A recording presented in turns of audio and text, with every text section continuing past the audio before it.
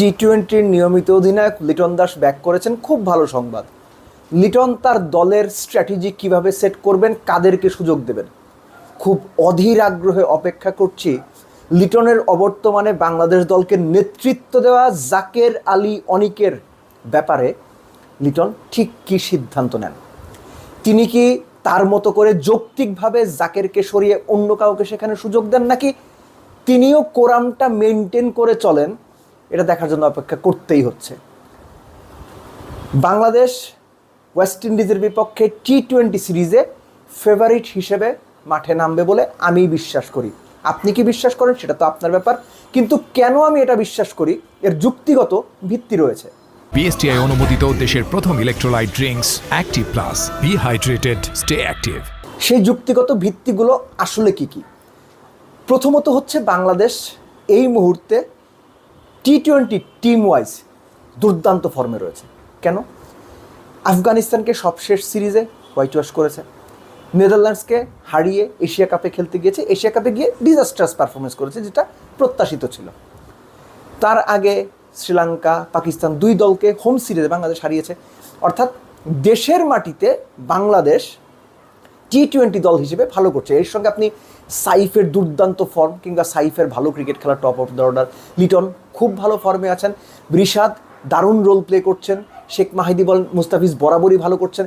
So as a group টি-20তে বাংলাদেশ ভালো অবশ্যই করছে। হ্যাঁ, আপনি অবশ্যই বলতে পারেন যে বাংলাদেশ সংযুক্ত আরব আমিরাতের সঙ্গে হেরেছে, পাকিস্তানে গিয়ে পাকিস্তানে বাজেভাবে হেরেছে টি-20 সিরিজ, অবশ্যই তাই। কিন্তু তারও আগে ওয়েস্ট ইন্ডিজে এই লিটনের নেতৃত্বেই বাংলাদেশ এই ওয়েস্ট ইন্ডিজকে হোয়াইট ওয়াশ করে এসেছে। সো ওয়েস্ট ইন্ডিজের এই দলটার পোটেনশিয়াল আছে, কিন্তু বাংলাদেশের এই দলটা টি-20তে ওয়েস্ট ইন্ডিজের তুলনায় বাংলাদেশের কন্ডিশনে ডেফিনেটলি এগিয়ে আছে, এটা আমি মানি। সো একই সঙ্গে আপনার বাংলাদেশের এই মুহূর্তে আরেকটা যে ব্যাপার, যে লিটন দলে ফেরার ফলে যেটা হয়েছে যে ব্যাটিং ডেপথটা খুব ভালো তৈরি হয়েছে। মিডল অর্ডারে যে বাংলাদেশের ধুঁকতে থাকা, জাকের আলী যখন টিমকে ক্যাপ্টেন্সি করছিলেন টিমকে নিয়ে, মিডল অর্ডার কিন্তু ঢুকেছে।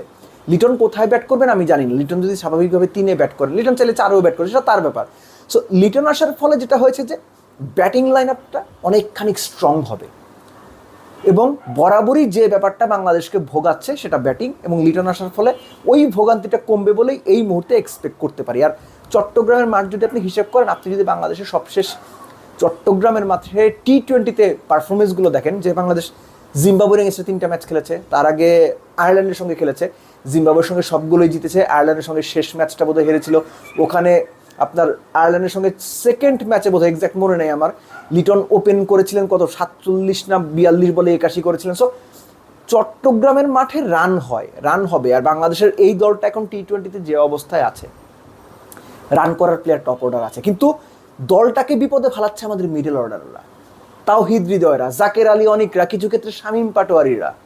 তারা মিডল অর্ডারের ওই জায়গাটা ঠিক মতো ধরতে পারছেন না, খেলাটা গুছিয়ে খেলতে পারছেন না, যে কারণে বেশিরভাগ ক্ষেত্রে দেখা যায় টপ অর্ডার রান করার পরও বাংলাদেশ যথেষ্ট রান করতে পারছে না, কিংবা টপ অর্ডার যেদিন ফেল করছে, মিডল অর্ডার সেদিন কোনো রকম টেনে টুনে একটা জায়গায় যাচ্ছে, বোলারদের উপর প্রেশার বেশি হয়ে যাচ্ছে।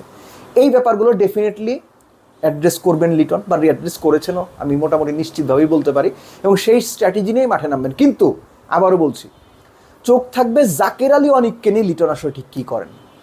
কেননা যে কোরামটার কথা, যে কোচের নেতৃত্বে কোরাম পরিচালিত হয়, সেই কোরামে কারা কারা আছে সেই নামগুলো কিন্তু আমরা কখনো, বা আমি কখনো পার্সোনালি সামনে সেভাবে সরাসরি ডিসক্লোজ করিনি, এখনও করছি না, কিন্তু ভবিষ্যতে করার উপযুক্ত সময় আসবে বলেই আমার অনুমান। সো এই কারণেই লিটন জাকের আলী অনিককে নিয়ে কি সিদ্ধান্ত নেন, ক্যাপ্টেন কোচের সঙ্গে কোনো দেন দরবারে যান কিনা, কিংবা ক্যাপ্টেন কোচের কথা চুপ করে মেনে নিয়ে কোরামের দিকেই নিজের মাথা হেলিয়ে রাখেন কিনা, এটা দেখার জন্য অধীর আগ্রহে অপেক্ষা করব। ম্যাচের পাশাপাশি এই বিষয়টা গুরুত্বপূর্ণ এই জন্য যে বাংলাদেশ টিমের ড্রেসিং রুমে এই যে কোরামের বিষয়টা, পার্টিকুলার কিছু প্লেয়ারকে অতিরিক্ত প্রিভিলেজ কিংবা খারাপ পারফরমেন্স পরও সবসময় সুযোগ দিয়ে যাওয়া, এটা বাংলাদেশ ক্রিকেটের ক্ষতি করছে, খুব বাজেভাবে ক্ষতি করছে। এখন আপনাদের সেটা হয়তো মনে হবে না, কিন্তু লং রানে এটার ইম্প্যাক্ট ড্রেসিং রুমে থাকবে।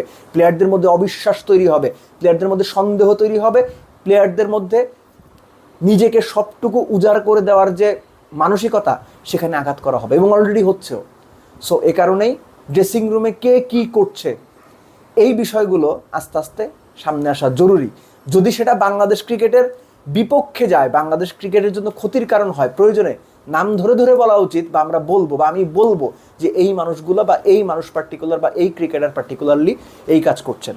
সো তার আগ পর্যন্ত নিশ্চিতভাবেই আমরা অপেক্ষা করবো এবং দেখতে চাইবো যে বাংলাদেশ ক্রিকেটের স্বার্থেই সবাই একাট্টা হয়ে একসাথে কাজ করছেন।